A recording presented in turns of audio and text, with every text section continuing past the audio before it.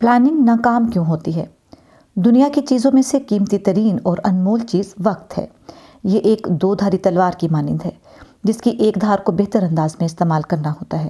اگر اس کو ضائع کر دیا جائے تو دوسری دھار حرکت میں آ کر انسان کو ضائع کر دیتی ہے۔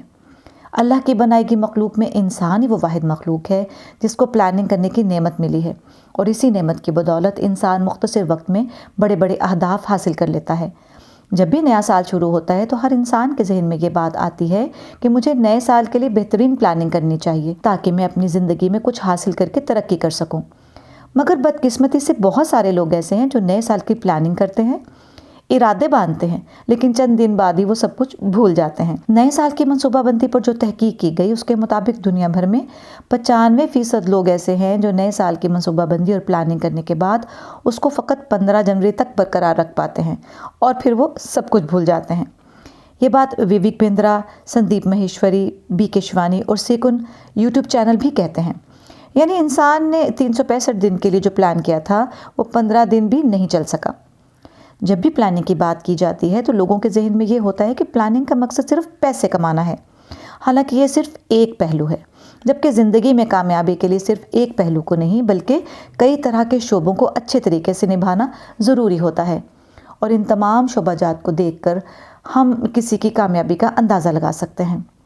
سوال یہ ہے کہ بہت سارے لوگ جو محنتی، قابل، ایماندار اور باصلاحیت ہیں وہ نئے سال پلاننگ کرتے ہیں مگر اس کے باوجود ان کے گولز پورے نہیں ہوتے۔ اس کی کیا وجہ ہے؟ جواب یہ ہے کہ یہ لوگ پلاننگ تو بڑے اچھے طریقے سے کر لیتے ہیں مگر ان میں چند ایسی بنیادی خامیاں پائی جاتی ہیں جن کی وجہ سے ان کی پلاننگ ناکام ہو جاتی ہے۔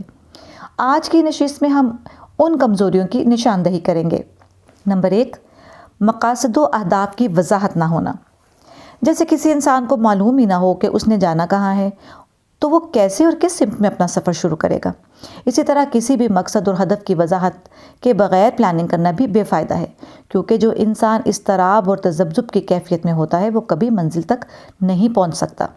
یہ بات یاد رکھیں کہ دنیا کی بدترین ذہنی اذیت تذبذب اور اضطراب ہے۔ اس حالت میں انسان نہ آگے بڑھ سکتا ہے نہ ہی پیچھے جا سکتا ہے۔ مائنڈ سائنسز میں کسی بھی پروفیشن میں انسان کی کامیابی کے لیے سب سے بڑی نعمت کلیئرٹی یعنی چیزوں کی تعین اور وضاحت ہے۔ انسان کا ذہن ایک پاور ہاؤس کی مانند ہے۔ اس کی انرجی اور توانائی اس وقت درست انداز میں کام کرتی ہے جب اس کے پاس واضح ٹارگٹس اور اہداف ہوں، جب اس کو معلوم ہو کہ میں نے کیا کرنا اور کہاں جانا ہے۔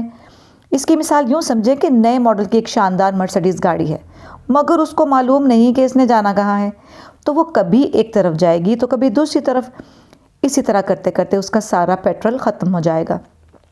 شام کو اگر اس کا ڈرائیور نکل کر لاتے مار کر کہے کہ اتنی مہنگی گاڑی کا کیا فائدہ جو مجھے منزل تک نہ لے جا سکے، تو ہر عقل مند انسان یہی کہے گا کہ اس میں گاڑی کا کیا قصور، گاڑی تو چلتی ہے، اس کو درست سمت میں چلانا آپ کا کام تھا، جب آپ نے چلایا ہی نہیں تو وہ کیسے کسی منزل پر پہنچ پاتی۔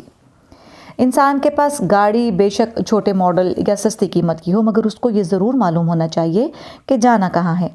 یہی وجہ ہے کہ میں نے اپنی زندگی میں بہت سارے معمولی ذہن رکھنے والے افراد کو بہت آگے نکلتے دیکھا، جبکہ انتہائی ذہین لوگوں کو بھی ناکام ہوتے دیکھا۔ اس لیے دیکھا کہ ان کے پاس کوئی پلاننگ اور واضح مقصد نہیں تھا۔ بے مقصد انسان کہیں نہیں پہنچ سکتا۔ اسی لیے ایک مشہور مفکر کا قول ہے کہ مسافر اور آوارہ گرد میں فرق منزل کا ہوتا ہے۔ اگر آپ کو اپنی منزل اور مقصد کا پتہ نہیں ہے تو پھر آپ صرف چل رہے ہیں، اور اگر آپ کو پتہ ہے تو پھر آپ چل نہیں رہے بلکہ پہنچ رہے ہیں۔ ذہن و دماغ کو آپ جب بھی کوئی گول اور مقصد دیں گے تو وہ اس پر کام شروع کر دے گا۔ اس کو اس بات سے کوئی سروکار نہیں کہ گول صحیح ہے یا غلط، وہ اس کو کرنے پر لگ جاتا ہے اور پورا کر کے دم لیتا ہے۔ ذہن منطقی اور تجزیاتی نہیں ہوتا، یہ انسان خود بناتا ہے۔ ہمیں لگتا ہے کہ ہم سب انسانوں کے ذہن ایک جیسے ہیں، جبکہ ایسا بالکل نہیں ہے۔ البتہ پیدائش کے بعد انسانوں کے ذہن ایک دوسرے سے کافی حد تک ملتے ہیں، مگر اس کے بعد حالات، واقعات، لوگوں کا رویہ، مطالعہ، مشاہدہ اور انسان کا بیک گراؤنڈ، یہ سب چیزیں مل کر اس کا ایک مخصوص ذہن بناتی ہیں جس کی بنا پر وہ دوسروں سے مختلف ہوتا ہے۔ مائنڈ کا بنیادی اصول یہ ہے کہ آپ اس کو کوئی گول دے دیں، یہ اس کو حاصل کر لے گا، لیکن اگر آپ اس کو کنفیوژن دیتے ہیں تو یہ آپ کی توانائی اور انرجی کو ضائع کر کے آپ کو تھکا بھی دے گا اور کچھ حاصل بھی نہیں ہوگا۔ کنفیوژن کی حالت میں انسان کا ذہن خوف، غیر یقینی صورتحال، عدم تحفظ اور نا امیدی پیدا کرتا ہے، جو انسان کے لیے انتہائی نقصان دہ ہو سکتی ہے۔ جب بھی آپ کے پاس یہ چاروں چیزیں زیادہ ہوں گی تو اس کا مطلب یہ ہوگا کہ آپ کنفیوز انسان ہیں۔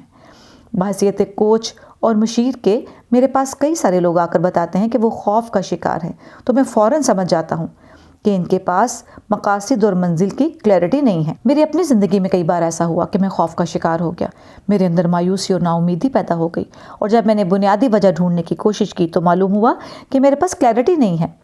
اس کے بعد میں نے اپنے مقاصد واضح کر دیے، اپنی نگاہ منزل پر کر دی، تو نہ صرف دل اطمینان ملا بلکہ مجھے وہ حوصلہ اور قوت بھی حاصل ہو گئی کہ جب زندگی میں کچھ لوگ میرے مخالف ہو گئے، ساتھ کام کرنے والوں نے درمیان میں کام چھوڑ دیا اور لوگوں کی طرف سے تنقید ہونے لگی، تو ان سب کے باوجود بھی میں پریشان نہیں ہوا، کیونکہ میرے پاس ایک مقصد اور کلیئرٹی تھی۔